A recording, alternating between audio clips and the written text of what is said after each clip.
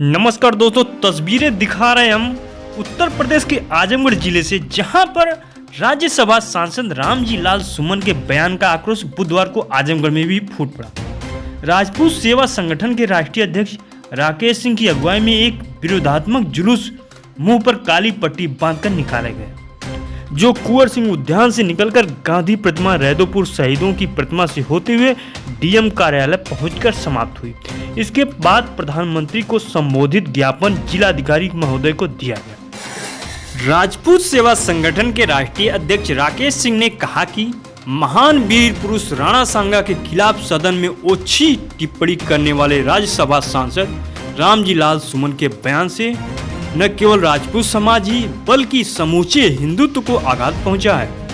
ऐसे घटिया, कट्टर और मानसिक विक्षिप्तों को राज्यसभा सदस्य जैसे महत्वपूर्ण पद पर रहने का न कोई अधिकार है और न ही कोई औचित्य है। ऐसे लोगों पर सख्त कार्रवाई कर पद से हटाकर देशवासियों को बड़ा संदेश देने की आवश्यकता है।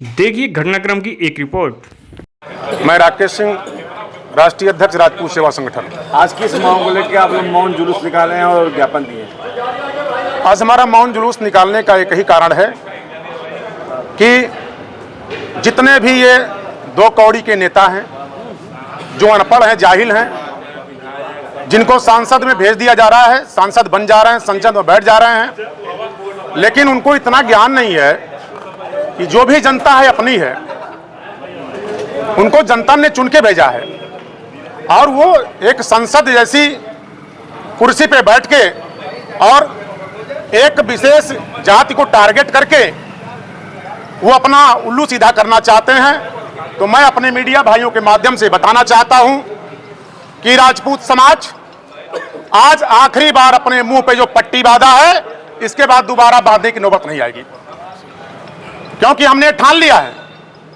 आप किसी महापुरुष को भी किसी जाति से नहीं जोड़ सकते हो, किसी धर्म से नहीं जोड़ सकते हो। हमारे देश में जितने महापुरुष हुए, सबका अपना अपना सिद्धांत जो समाज को आगे बढ़ाने में काम करता है, और सारे लोगों को अपने महापुरुषों के सिद्धांत पे चलना चाहिए, उनके लिखी हुई बातों को पढ़ना चाहिए।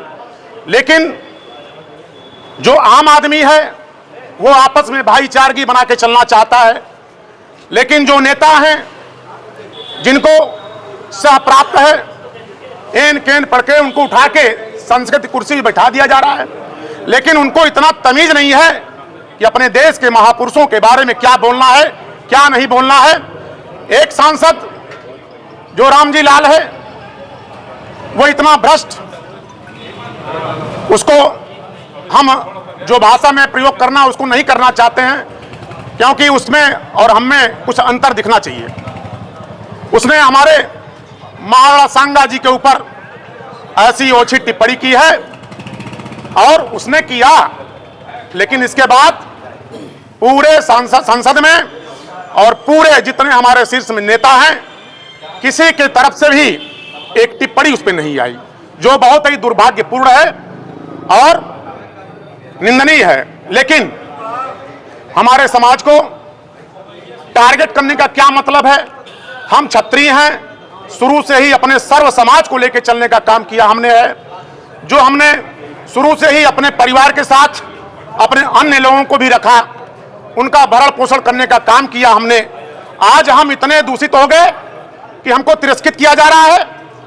आज हम अपना मौन व्रत तोड़ रहे हैं, और अगर जिस भाषा में जो बोलेगा उस भाषा में हमारा क्षत्रिय समाज जवाब देने के लिए बिल्कुल तैयार है। यह मैं सारे लोगों को बता दूं। ज्ञापन किसको दिए आप लोग? मैंने ज्ञापन माननीय प्रधानमंत्री जी को दिया है, डीएम साहब के माध्यम से। कार्रवाई की मांग कर रहे हैं और बिल्कुल कार्रवाई होनी चाहिए।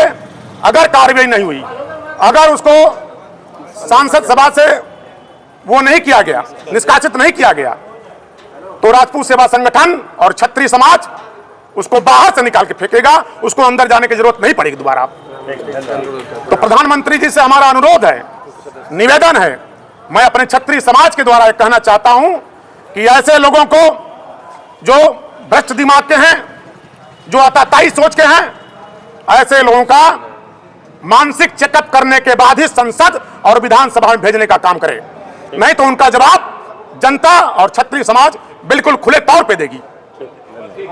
धन्यवाद।